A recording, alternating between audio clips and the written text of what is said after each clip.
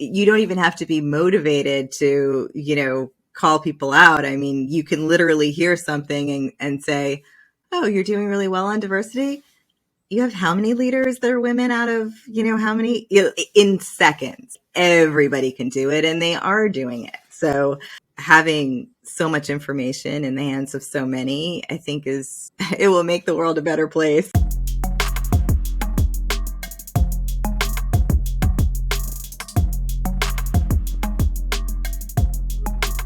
Hey everybody, and welcome back to Certacast. I'm with you as always, your host Mark Goldberg. I'm really excited today to be bringing on an old friend of mine, Donna Vitalie, who is an ethics and compliance advisor from Three Great Questions. Great questions. That's awesome.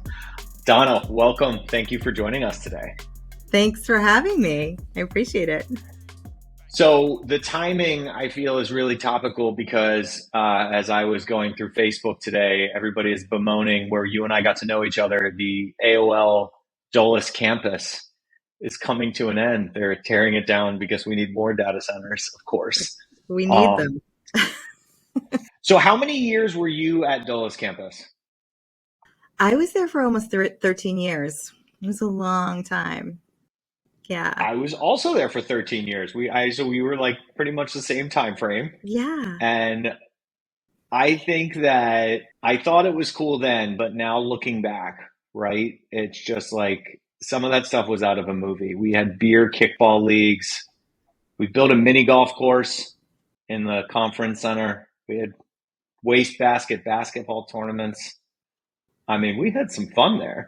Yeah. And I will say, like, I can think of just about any time I was there and think of like great work, like just working with people who were like super collaborative, super skilled, super intelligent, just like, bringing the best and just interested in like working together. And I think that was part of the magic is like we got to do like everybody really brought themselves like just as they were. You didn't have to have any artifices, and it was just there was nothing artificial. And I think at the end of the day, we did great work because of that. It really made a difference. I couldn't agree more. And I think it's funny that you said it, the other side of it, which is so important. And I've taken that with me really for my whole career, which is, if people love being together and are having fun together, then better work tends to happen. And we did, because it was, if I was going to stay up till 3 a.m, those are the people I wanted to do it with. And I have so many great memories of that and the different things we did. And as far as, people being themselves, one of my favorite memories early on in my career at AOL, my grandmother, she was battling cancer and she lost her hair. And so I shaved my head to support her. And I remember my grandmother being very old school was like, Mark, do you think you could get in trouble at work for shaving your head? And I was like, well, Grandma, there's a girl who sits next to me who has a shaved head and pink bangs. So I feel like I'm good. I think this is okay here. Yes.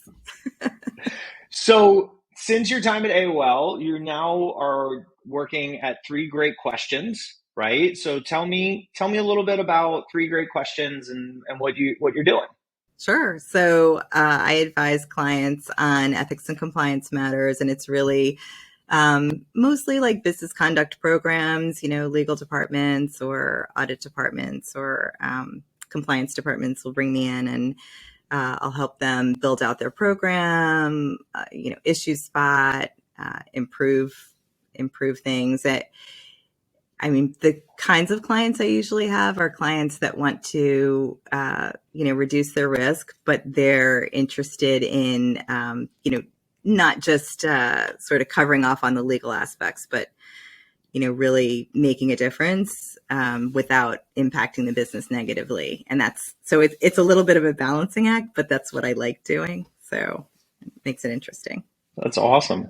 And so that leads into, some of the conversation we were having, right? Which is the proactive nature and what that can lead to, right? Because you're right. Like when you're trying to reduce risk, the scary thing that can happen, and we see this, when we're implementing for people sometimes from a software perspective. It's like, well, what do you do to control this spot? Like, oh, we're supposed to control that spot, and you and I have joked before, like back in the day when I ran Vendor Master at AOL, we didn't have the best processes. Like, and now that I've, gone on to some other places that are a little bit more formal and buttoned up, I'm like, oh, in hindsight, being 2020, like we're kind of lucky that that didn't bite us. Um, so talk me through like why you think being proactive is helpful and can actually reduce the negative that comes with it. Yeah. That's a great question. I mean, I think it's because, I mean, for one thing, there's just a trend of, reaching out to stakeholders beyond just your business as part of ESG and other initiatives. There's just, very motivated stakeholders all over the place. And, it used to be that you would think about what you wanted to sort of focus on in your business, what you wanted to get out of it, and what you wanted to put out in the world. And now, over time, companies have less of an option of making those choices. Like you still make choices about your business, but if people are asking questions, you can't necessarily tell them to go away. If they're interested in a certain aspect of your business, whether that's convenient for you or not, you may have to speak to that. And so I think it really, places you in the best spot to really start looking under the hood proactively, and to do that with with a plan, so that as you're looking at things, you can really figure out how to remediate them, and how much that's going to cost, and where you really want to be.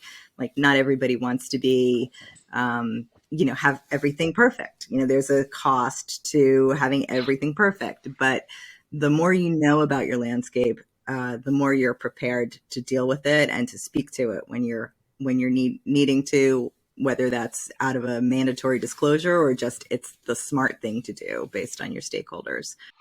It's really interesting. I think, you know, one of the things that sticks out to me as well is if you're proactively doing it, right?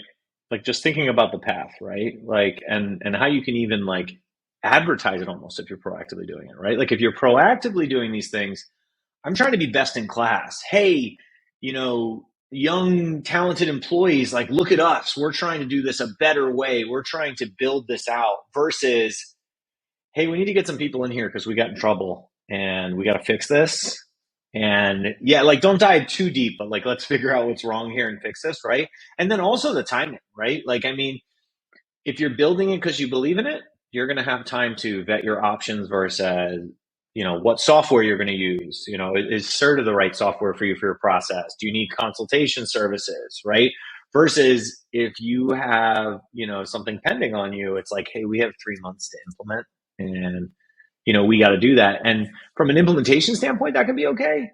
But it's not okay if you're supposed to fix your processes before. And I think sometimes people put the cart behind before the horse when they get behind the eight ball, as it were. That's way too many metaphors in a row. I gotta. No, that's totally, but you are so on, because it's like, you can have things that are, processes that you want to improve. And if you were doing something in a leisurely, taking a leisurely approach, you could do a great job of that. But if you're under the gun because you just, something bubbled up, or you've got this, burning issue that you just have to, correct and tamp the fire down, you will not be in the best position to do, the best processes. And those processes are where you get business benefit. And that's your chance to be like competitive, and to do things that, serve your business in the way they wouldn't for everybody else. Instead, you end up, you're just trying to check the box so you can say you did it. You don't get any of that good mileage out of the effort. You know, it, it's interesting. So going back to my days on AOL campus, when Verizon came in, and I got my Six Sigma green belt.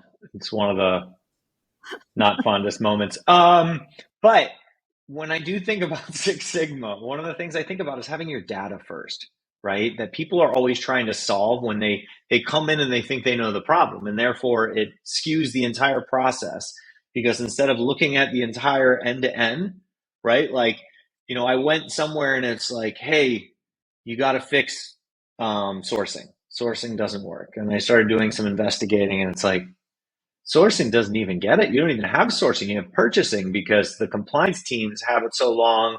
Like by the time it gets to sourcing, they're just like net 60. All right, sign it tomorrow. Like, there's no negotiation going on.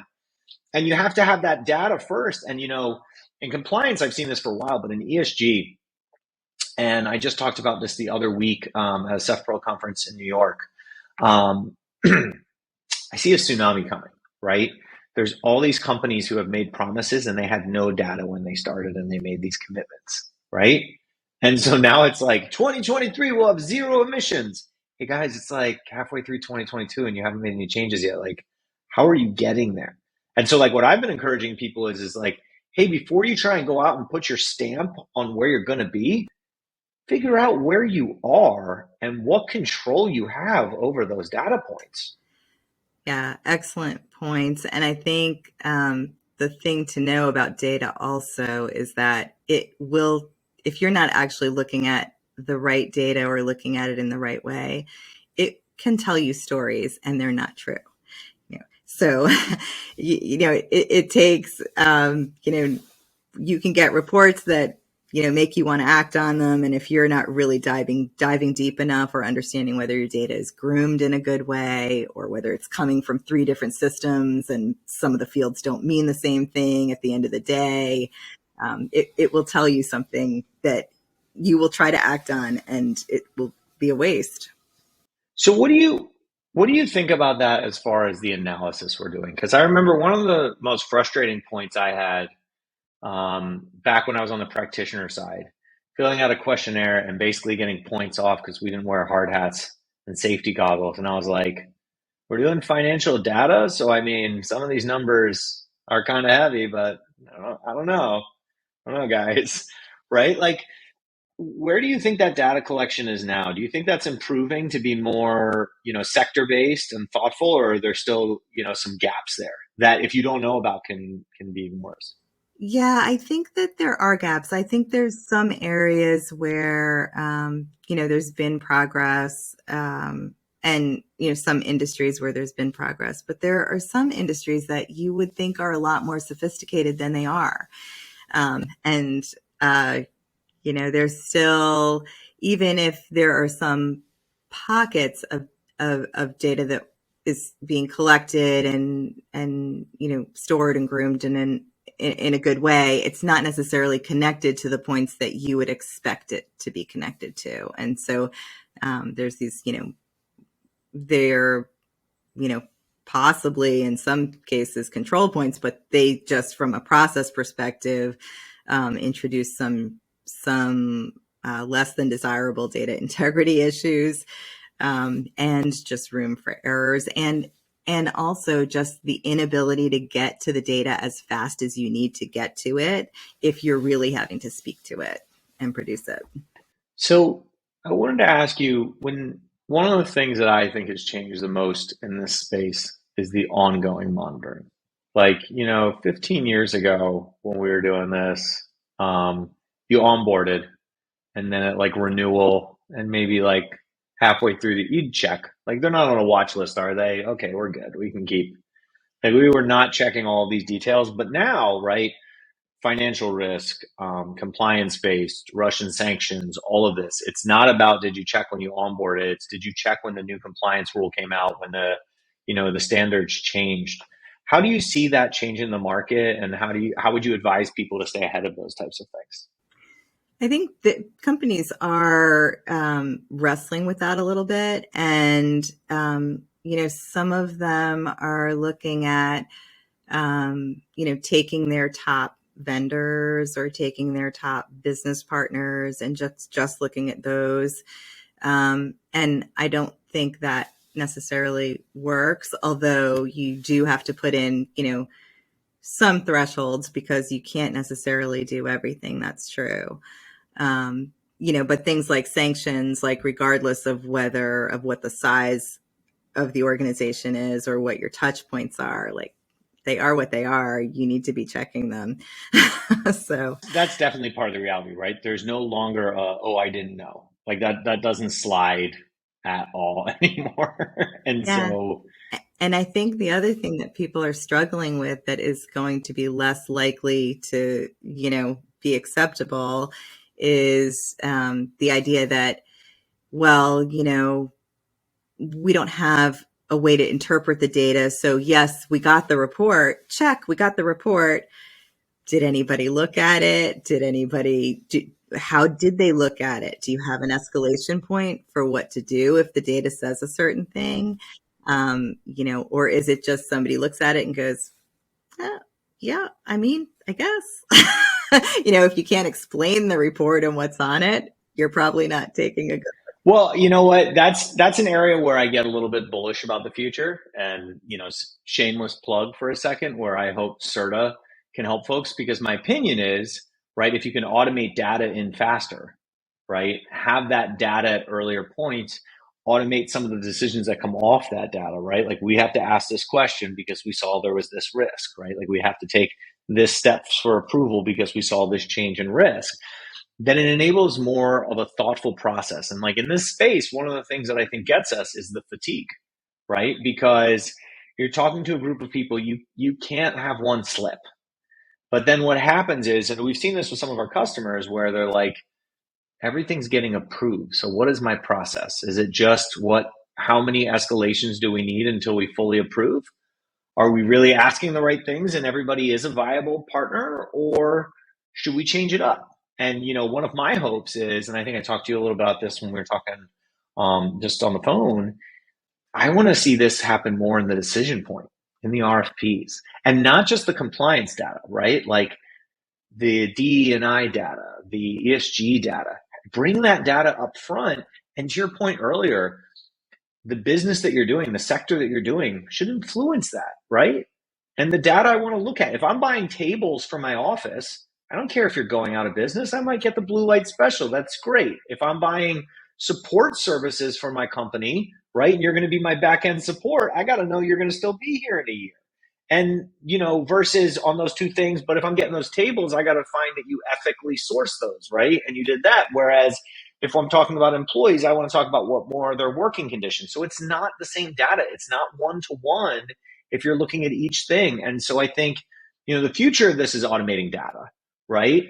But you brought up a really great point, which is if you don't understand that data, and that data specific to your industry, you just have numbers in front of you, right? And I think that's where I'll shamelessly plug you. Someone like you comes in to help people understand, what does this data mean to me, and how can I affect it in a way that's meaningful for my business, right? Right. It's Exactly. it's an interesting space that, well, I never thought I'd get to the point in my life where I'd be talking about ethics and compliance as an interesting space, but here we are, But here we and are. it is. It is. Well, you know what? You look at the Great Resignation. You look at this generation of employees that are coming in, and the fact of the matter is they care. They care about how you're performing and what you're doing and how you're sourcing your goods and all of those things. And another thing I was just talking about when I spoke at that conference is like the access that they have to data. And this younger generation understands data, right? So whether it's, there was Twitter accounts during Women's History Month that was like, hey, corporations, if you post something sappy about what you believe for women's rights, we're going to post the wage disparity between your female and male employees, so you better hope you got it right. You know what I mean? And there's just like, you will be called on these things, and the employees care. In seconds. And you don't even have to be motivated to, call people out. I mean, you can literally hear something and say, oh, you're doing really well on diversity. You have how many leaders that are women out of, how many, in seconds. Like, everybody can do it, and they are doing it. So, yeah, definitely having so much information in the hands of so many, I think is making it will make the world a better place. Well, it does. It makes it, for people like you and I who are trying to be practitioners, it gives us a better motivation, right? It's much better to be like, dude, you'll get better employees, you'll have a better story out there, than like, hey, you really got to do this or else you're going to get in trouble. I don't want you to get in trouble. Because I feel like in the beginning, it was just like, oh, you guys are always slapping us on the wrist. But now it's driven so differently. And so that's where I get excited about this stuff, and how it takes it forward. So what do you see as like, Russian sanctions is obviously the big thing in the space right now, right? Like, just because of the topicalness. What do you see the rest of the year, like 2022? Is there trends that you think are going to be really big, or something Oh my specific that gosh, you think is going to come up? that's a huge question. I know. I thought of it on the spot. You're so good. You should do this for a living.